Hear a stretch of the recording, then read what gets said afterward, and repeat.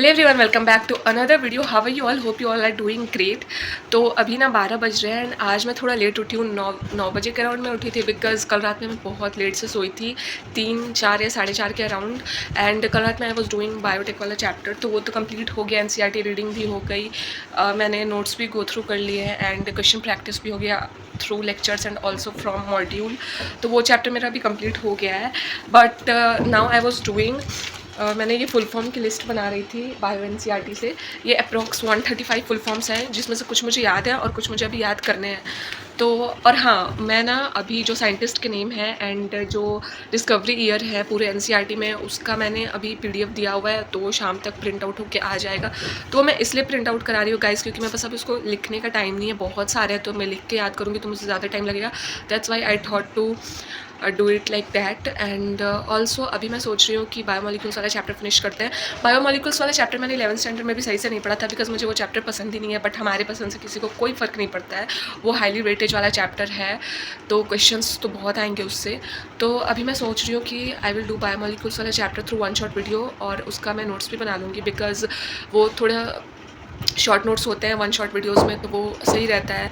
तो उसके थ्रू भी रिवीजन हो जाएगा। फिर मैं NCERT रीडिंग करूँगी of the same chapter biomolecules, and last में question practice through lecture and also from modules. तो ये सब कुछ अभी मैंने सोचा है। ब्रेकफास्ट मैंने कर लिया है, पोहे बनाए थे मैंने, वो खाएँ। And to be very honest, मुझे अभी भी नींद आ रही है, बट चलो ठीक है, अभी जल्दी से मैं नहा करके आती हूँ। पहले फ्रेश हो जाएंगे तो शायद नींद ना आए। फ्रेश होने के बाद तो मैं जल्दी से शावर लेके आती हूँ। और आज ना मुझे हेयर वॉश भी करना है क्योंकि बहुत बहुत गर्मी है। बट तो अभी मैं नहा लेती हूँ, उसके बाद I will start reading that biomolecule वाला चैप्टर। एंड बायोमोलिक्यूल वाला चैप्टर फिनिश होने के बाद I will proceed to another chapter from same bio की NCERT। तो चलो ठीक है, जल्दी से मैं शावर लेके आती हूँ। Stay tuned.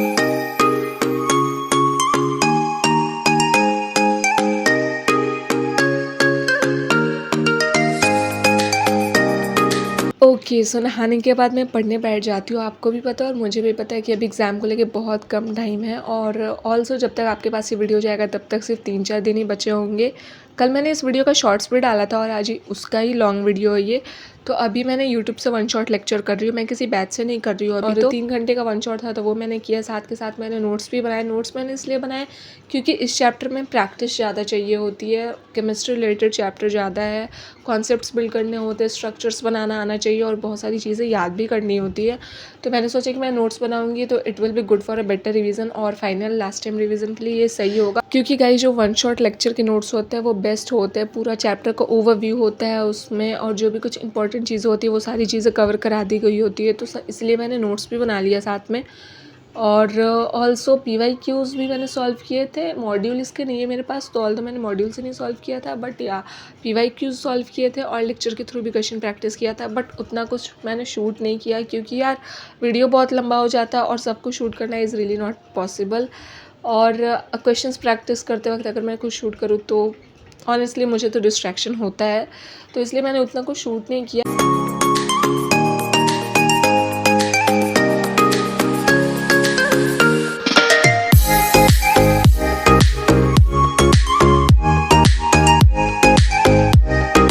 और मैं ना इस टाइम पे बहुत ज़्यादा कंफ्यूज हूँ कि मैं क्या चीज़ें पढूँ क्या नहीं पढूँ। पूरे साल पढ़ने के बाद भी लगता है कि हम चीज़ें भूल रहे हैं।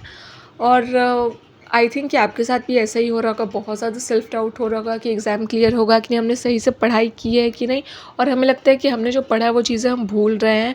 ऑल्सो इस मोमेंट पे लगता है कि कुछ नया भी पढ़ ले जो कभी पढ़ा नहीं है हमने, जो साल भर नहीं पढ़ा वो भी पढ़ ले, जो कॉन्सेप्ट्स हमारे क्लियर नहीं है वो कॉन्सेप्ट्स क्लियर कर ले। तो मैं आपको ये सजेस्ट करूँगी कि प्लीज़ अभी, क्योंकि एग्ज़ाम में इतना कम टाइम है, तो कुछ भी नया ट्राई मत करो, क्योंकि आप नई चीज़ें पढ़ोगे तो आपने जो ऑलरेडी पढ़ा है, जो आपके स्ट्रॉन्ग पॉइंट्स है, जहाँ आपके कॉन्सेप्ट्स अच्छे से क्लियर है, वो भी आपके वीक हो जाएंगे और आप उसको भी लेके कंफ्यूज हो जाओगे कि आप भूल रहे हो उस चीज़ों को। तो प्लीज़ कुछ नया ट्राई मत करो। ऑल्दो मैं ये तो ज़रूर बोलूँगी कि आपने जितना भी कुछ अब तक पढ़ा है उसको जितना ज़्यादा हो सके उतना ज़्यादा रिवाइज़ करो, जितनी चीज़ें हो सके उतनी ज़्यादा याद करो। और बायो में स्पेशली NCERT तो पढ़ो ही पढ़ो यार, सारा चैप्टर, जितना भी चैप्टर्स है तो हर चैप्टर को 2-3 बार तो NCERT से सारे चैप्टर्स को रीडिंग कर ही लो। मैं NCERT रीडिंग करना इसलिए प्रेफर कर रही हूँ यार क्योंकि नोट्स आप बहुत ज़्यादा, मतलब आप जितने भी टीचर से जितने भी चैप्टर्स करोगे तो आपको वेरिएशंस दिखेंगे नोट्स में, किसी ने कुछ कराया है, किसी ने कुछ इंपॉर्टेंट बताया, तो इससे बहुत ज़्यादा कन्फ्यूज़न होता है।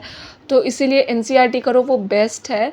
और हाँ, क्योंकि इतना ज़्यादा self doubt, confusion, anxiety, stress और बहुत सारी चीज़ें एक साथ चल रही होती है एग्ज़ाम को लेके। और इस टाइम पे क्योंकि एग्ज़ाम में अभी इतना कम टाइम बचा है, तो बहुत ज़्यादा स्ट्रेस, प्रेशर बहुत ज़्यादा होता है। सो आई विल जस्ट से कि कीप योर सेल्फ काम, बहुत ज़्यादा स्ट्रेस लेने की ज़रूरत नहीं है। और ऑल्सो मैं डिस्क्रिप्शन बॉक्स में आपको एक लिंक प्रोवाइड कर रही हूँ, आपको वहाँ जाके एनरोल करना है और रजिस्टर करना है। आपको वहाँ पे एम्स के जितने भी टॉपर और जितने भी एक्सपर्ट्स हैं, उनसे वन ऑन वन इंटरेक्शन कराया जाएगा थ्रू लाइव सेशन। और बहुत अच्छा इंटरेक्शन होता है। आपके जितने भी डाउट्स हैं एग्ज़ाम को लेके, क्वेश्चन कैसे सॉल्व करना है वो लेके, क्या आपकी एग्ज़ाम में क्वेश्चन सॉल्व करने की स्ट्रैटेजी होनी चाहिए, वो हेल्थ इश्यूज़ हैं, वो जो भी आपको स्ट्रेस हो रहा है, सेल्फ डाउट हो रहा है, आपके मार्क्स नहीं बन रहे हैं मॉक टेस्ट में, जितने भी क्वेश्चंस और जितने भी क्वेरीज, डाउट्स, जो भी कुछ है, आप उस लाइव सेशन के थ्रू क्लियर कर सकते हो। और बहुत अच्छा रिस्पॉन्स और जो बेस्ट एडवाइस होगा वही आपको प्रेफर किया जाएगा। तो डिस्क्रिप्शन बॉक्स में आपको लिंक प्रोवाइड कर रही हूँ, लिंक पे क्लिक करो, वहाँ जाके एनरोल करो, रजिस्टर करो। एक फॉर्म आएगा, वो फॉर्म फिल कर लेना ज़रूर। और बहुत अच्छा है। And also the best thing here is कि वो टोटली फ्री है, मतलब पूरा फ्री ऑफ कॉस्ट है, एब्सोल्युटली फ्री। तो आपको वहाँ कुछ भी एक्स्ट्रा फीस पे नहीं करनी है, कुछ भी चार्ज नहीं किया जा रहा है। तो इससे बेस्ट और क्या ही हो सकता है कि इस मोमेंट पे कोई हमें बेटर क्या बेस्ट सजेस्ट कर रहा है, वो भी फ्री में। तो लेक्चर करते करते ना 3 घंटे हो गए थे, तो मुझे भूख लगी थी, तो मैं किचन में जाती हूँ, आटा नूडल्स बना दी, क्योंकि इस टाइम पे मैगी अवेलेबल नहीं थी मेरे पास, नहीं तो my first preference is always Maggi. तो मैंने वो बनाया और लेक्चर मैंने साथ के साथ ही 3 घंटे कंप्लीट कर लिए, क्योंकि फिर मुझे सेम चैप्टर की एनसीईआरटी रीडिंग भी करनी थी गाइस, क्योंकि वो बहुत इंपॉर्टेंट है। तो फिर मैंने मैगी बना के आटा नूडल्स बना के खाया। मैगी यार, ज़बान पे मैगी ही रहता है हमेशा। तो वही जो भी था आटा नूडल्स वो बना के खाया। और फिर मैंने एनसीईआरटी रीडिंग की। और हाँ, आपकी प्रिपरेशन कैसी चली यार, मुझे कमेंट्स में बताना। मुझे तो बहुत ज़्यादा स्ट्रेस हो रहा है, ऑनेस्टली बहुत ज़्यादा स्ट्रेस हो रहा है। लग रहा है कि अभी थोड़ा टाइम एक्सटेंड हो जाए, एग्ज़ाम को लेके कुछ और टाइम मिल जाए, ताकि मैं और ज़्यादा कुछ पढ़ सकूँ, थोड़ा और रिविज़न कर सकूँ। ये सारे स्टूडेंट और सारे एस्पिरेंट्स के साथ होता है। मेरे जब बोर्ड्स थे तब भी मुझे ऐसा लग रहा था कि मुझे और ज़्यादा टाइम मिले, ताकि मैं और ज़्यादा कुछ पढ़ सकूँ। साल भर इतना स्ट्रेस नहीं होता, बट लास्ट के कुछ वीक्स पहले या लास्ट के मंथ में जितना ज़्यादा स्ट्रेस होता है ना, that is next level guys, and every aspirant can relate this.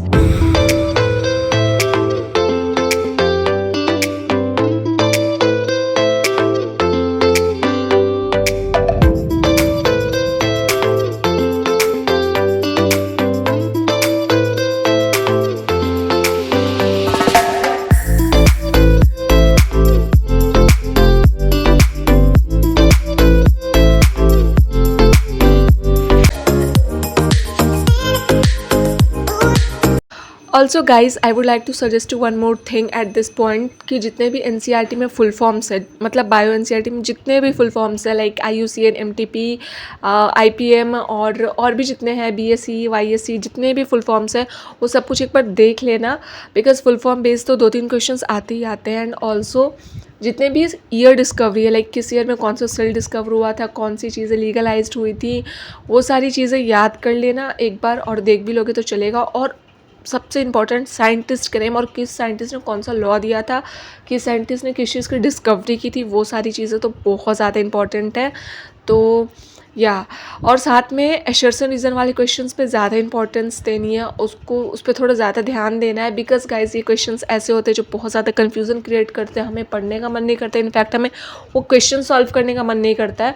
और साथ में जो स्टेटमेंट बेस्ड क्वेश्चंस होते हैं, तो उसमें भी लगता है कि कई बार लगता है दोनों स्टेटमेंट सही है, बट एक्चुअल में होता कुछ और ही है। तो ये सारे क्वेश्चन ऐसे पॉइंट है जहाँ पे गलत होने के चांसेस ज़्यादा होते हैं, तो उसकी प्रैक्टिस करना इज़ वेरी इंपॉर्टेंट। एंड जो जेनेटिक्स वाला चैप्टर है और जो बायोटेक वाला चैप्टर है, वो चैप्टर जो है वो थ्योरी बेस्ड बहुत ज़्यादा है और सबसे लेंदी चैप्टर है पूरे बायो में। तो वो चैप्टर्स ऐसे हैं जहाँ पे उससे मतलब हाईली वेटेज वाला चैप्टर है जेनेटिक्स, यार सबको पता है, तो उससे क्वेश्चंस भी बहुत आते हैं। तो वो चैप्टर के सारे कॉन्सेप्ट्स क्लियर होना इज़ वेरी इंपॉर्टेंट। तो जितनी ज़्यादा हो सके उतनी ज़्यादा प्रैक्टिस करो। और क्रॉसिंग ओवर कराने की भी प्रैक्टिस कर लो, पनेट स्क्वायर, ये सारा कुछ एक बार देख लेना, क्योंकि उससे भी क्वेश्चंस आते हैं। और ऑल्सो जितने भी चीज़ें याद करने वाली हैं, लाइक जो वो बायोडाइवर्सिटी वाला चैप्टर है उसमें बहुत सारा डाटा है याद करने के लिए, लाइक कितनी स्पीसीज़ थी फिशेस की, इंसेक्ट्स की और बर्ड्स की, कितनी एक्सटेंट हुई, कितनी लाइक रेड डाटा बुक में, कितने हॉटस्पॉट जोन में, ये सब कुछ भी एक बार देख लेना क्योंकि ये सारे डाटा बेस्ड है तो वो डायरेक्ट क्वेश्चंस आते हैं। ऑल्दो मुझे भी बहुत ज़्यादा आइडिया नहीं है, I am also fresher like you in this field, but I thought कि आपको शायद कहीं ना कहीं हेल्प करे। So yeah, all the best for exams, thanks for watching, bye.